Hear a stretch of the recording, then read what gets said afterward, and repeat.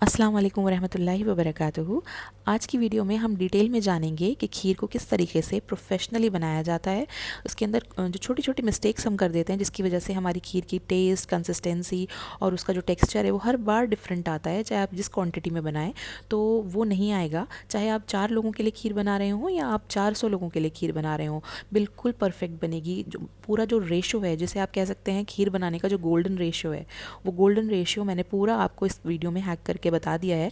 बस अब ये आपके ऊपर है कि आप इस वीडियो को कम्प्लीटली पूरा एंड तक देखें और इसके अंदर कुछ भी चीज़ स्किप ना करें, क्योंकि ये छोटी सी वीडियो है मतलब, और ये आपकी लाइफ टाइम आपको ये काम आने वाली है। और बल्कि मैं ये सजेस्ट करूँगी कि अपनी एक कुक बुक ज़रूर बनाएं और उसके अंदर जब आप कोई रेसिपी ट्राई किया करें और वो अच्छी बने तो उसे ज़रूर लिख दिया करें। तो वो एक तरह से ना आपके पास एक ट्रेजर की तरह बनता चला जाएगा और फिर आने वाले अपनी नस्लों को भी आप वो कैरी फॉरवर्ड दे सकते हैं, अपने बच्चों को भी वो आगे आप बता सकते हैं, अपनी कुक बुक दे सकते हैं। तो ये ज़रूर किया करें। तो चलिए रेसिपी को स्टार्ट करते हैं। बिस्मिल्लाहिर्रहमानिर्रहीम। तो यहाँ पर मैं 5 लीटर दूध की खीर बना रही हूँ, तो उसी के हिसाब से रेशियो बता रही हूँ। और फिर आप उसको उस रेशियो को इस्तेमाल करते हुए आप कितनी भी क्वांटिटी में खीर बना सकते हैं। तो यहाँ मैंने 250 ग्राम बासमती राइस लिए। हर 1 लीटर दूध के लिए आपको 50 ग्राम चावल लेने हैं। तो यहाँ क्योंकि मैंने 5 लीटर दूध की बना रही हूँ तो इसलिए मैंने 250 ग्राम लिए हैं। बासमती राइस लेना बहुत ज़रूरी है क्योंकि उसके अंदर जो खुशबू होती है वो हमारी खीर के फ्लेवर को एनहांस करती है। तो ये सबसे पहली ट्रिक है। तो आपको बासमती राइस लेना है, उसको आधा घंटे के लिए भिगो देना है। आधा घंटे बाद ऐसे छलनी में डाल के उसका सारा पानी ड्रेन आउट कर दीजिए और फिर एक किसी खुले बर्तन में, ट्रे में या किसी मलमल के कपड़े के ऊपर उसे फैला के उसको पंखे के नीचे रख दीजिए थोड़ी देर के लिए कि वो सूख जाए।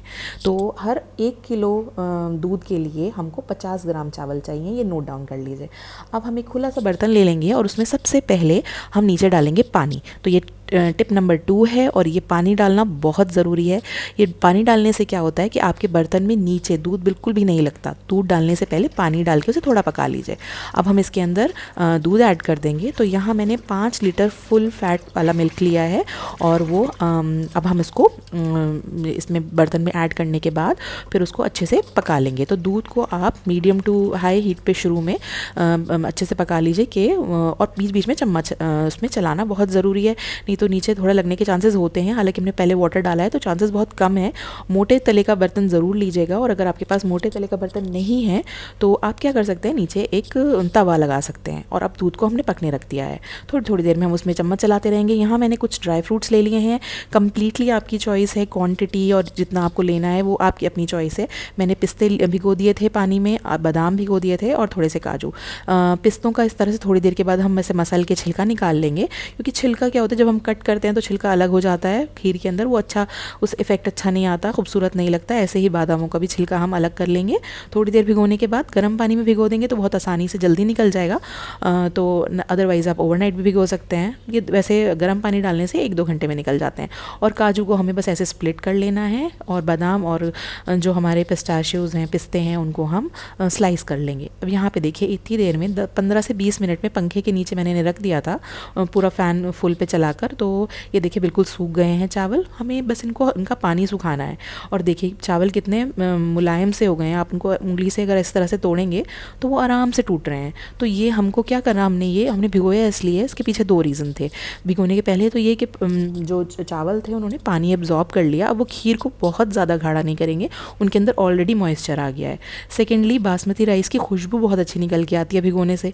और तीसरी चीज़ ये होती है कि अब हम इन्हें पीसेंगे, तो जब पीसने पे जो इनकी कंसिस्टेंसी आएगी तो वो खीर को हमारे 4 चांद लगाने वाली है। क्योंकि अगर हम कच्चे चावलों को जस्ट ऐसे ही धो के डायरेक्टली अगर हम उन्हें पीस लेते तो उनका पाउडर बन जाता है।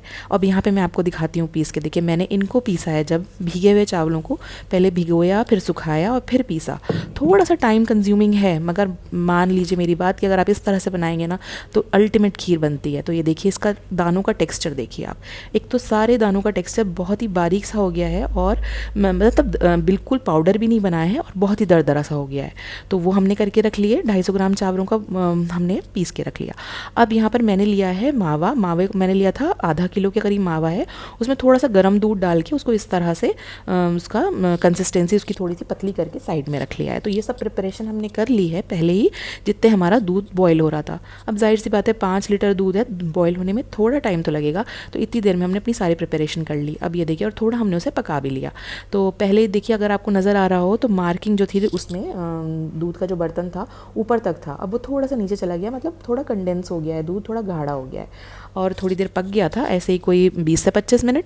उसके बाद मैंने इसके अंदर हमारे जो ये चावल जो हमने पीस के रखे थे ना दरदरे से, वो हम इसके अंदर ऐड कर देंगे। तो अब ऐड करने के बाद थोड़ा चम्मच चला देंगे और फिर इसको पकने के लिए रख देंगे। थोड़ी थोड़ी, मतलब आपको कंटिन्यूसली भी चम्मच नहीं चलाना है, बस थोड़ी थोड़ी देर में हल्की आंच। चावल डालने के बाद मीडियम हीट जो है उसकी मीडियम कर दीजिएगा गैस की, और आराम से उसमें थोड़ी थोड़ी देर में चम्मच चलाते रहिएगा। और हमें अब इन चावलों को पकाना है। तो इस पूरे प्रोसीजर में ऑलमोस्ट लग जाते हैं 25-30 मिनट लग जाएंगे हल्की आंच पे, हल्के हल्के पकने में। देखिए, अगर आप हल्की आंच पे आराम आराम से पकाएंगे ना तो खीर का टेस्ट ही बहुत अच्छा आता है। जल्दीबाजी में जो चीज़ बनती है उसमें उतना अच्छा टेस्ट नहीं आता। वंस इन अ वाइल बनने वाला डिज़र्ट है, थोड़ा टाइम लगाइए, थोड़ी सी मेहनत करिए तो अल्टीमेट रिजल्ट तो आना ही है। तो अब ये देखिए, यहाँ पर मैंने आधा घंटा हो गया था इनको, 25 मिनट हो गए थे बॉयल होते हुए हल्की आँच पर। तो मैंने दबा के देखा तो चावल बिल्कुल गल चुके हैं। तो अब इस पॉइंट पे जब चावल आप देखें कि गल गए हैं, तभी इसके अंदर हम शुगर ऐड करेंगे और नट्स ऐड करेंगे। तो सबसे पहले मैं नट्स डाल देती हूँ। मैंने जितने नट्स भिगोए थे उसमें से आधे नट्स जो थे वो चॉप करके अभी डाल दिए हैं खीर के अंदर, और आधे मैं बाद में गार्निशिंग के लिए यूज़ करूँगी। तो आधे चले गए, और अब हम इसके अंदर ऐड करेंगे शुगर। तो शुगर हमें कितनी ऐड करनी है? हर 1 किलो दूध के लिए हम यूज़ करेंगे 100 ग्राम चीनी। तो यहाँ पर क्योंकि 5 किलो दूध की बन रही है खीर, तो मैंने यहाँ पर 500 ग्राम्स शुगर ऐड कर दिया। आधा किलो चीनी इसके अंदर चली जाएगी। चीनी का ख्याल रखना है कि चीनी शुरू में नहीं डालनी है, वरना चावल गलेंगे ही नहीं, और या फिर बहुत टाइम लगा देंगे गलने में। जब चावल आपकी गल जाएँ फिर चीनी डालें। चीनी डालने से पहले खीर थोड़ी पतली होगी, उसके बाद गाढ़ी होनी स्टार्ट होगी। तो यहाँ पर हमने इसको और थोड़ी देर के लिए पकाने के लिए छोड़ दिया था। तो और मेरे ख्याल से 15 से 20 मिनट के बाद देखिए इसकी कंसिस्टेंसी कुछ इस तरह की हो गई है, और हमारी खीर ऑलमोस्ट रेडी होने, मतलब बस बिल्कुल रेडी होने वाली है।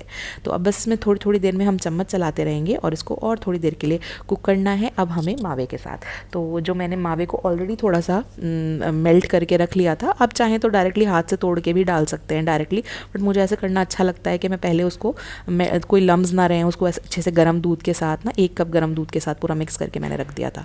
और मैंने ये मावा भी मैंने ये घर में ही बनाया था, क्योंकि यहाँ पे जहाँ हम रहते हैं यहाँ पे मावा, फ्रेश मावा नहीं मिलता, तो मैंने मिल्क पाउडर से बनाया था। और वो थोड़ा, मतलब मिल्क पाउडर का मावा 1 दिन पहले बनाया, थोड़ा हार्ड सा हो गया था, तो इसलिए भी मैंने दूध डाल के उसमें रख दिया था।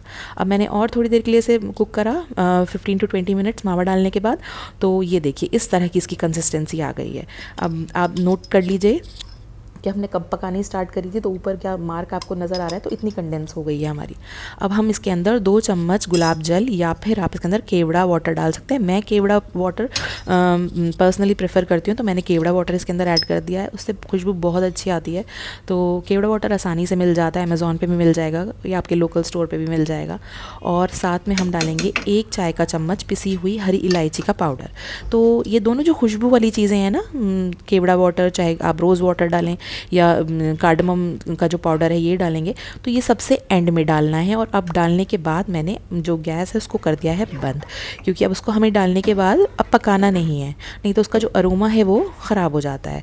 अब आप देखिए खीर की कंसिस्टेंसी देखिए, और कितनी ज़बरदस्त, इसका खुशबू भी बहुत अच्छी आ रही है, और इसकी टेस्ट तो बहुत ही अल्टीमेट है। आप जब इसे बनाएंगे तब आपको पता चलेगा। अब यहाँ पर हम थोड़े से इसके अंदर ड्राई फ्रूट्स डाल के इसे गार्निश कर देंगे ड्राई फ्रूट्स के साथ। और बस देखिए हमारी खीर बिल्कुल रेडी हो गई है। अब इसको बिल्कुल ठंडा कर लीजिए फ्रिज में रख के, और बिल्कुल चिल करके आप इसे सर्व करिएगा। और यकीन मानिए इतनी ज़बरदस्त ये खीर बनती है, और हर बार आप बनाएंगे ना तो बिल्कुल सेम बनेगी, यही इसी तरह की कंसिस्टेंसी होगी। और हमने क्योंकि चावलों को जिस तरीके से पहले भिगोया, सुखाया और फिर उनको ग्राइंड किया ना, तो उसकी वजह से जो इसकी कंसिस्टेंसी है ना इतनी ज़बरदस्त आती है, एकदम दानेदार खीर बनती है, और बिल्कुल इसका टेस्ट मलाई जैसा आता है। तो आई होप आपको ये रेसिपी अच्छी लगी होगी। इस रेसिपी को ज़रूर ट्राई करिएगा, और मुझे अपना फीडबैक कमेंट सेक्शन में ज़रूर दीजिएगा, और ये ज़रूर बताइएगा कि नेक्स्ट कौन सी रेसिपी आप लोग देखना चाहेंगे। बहुत सारी दुआओं में याद रखिएगा। अस्सलाम वालेकुम वरहमतुल्लाहि वबरकातुहू।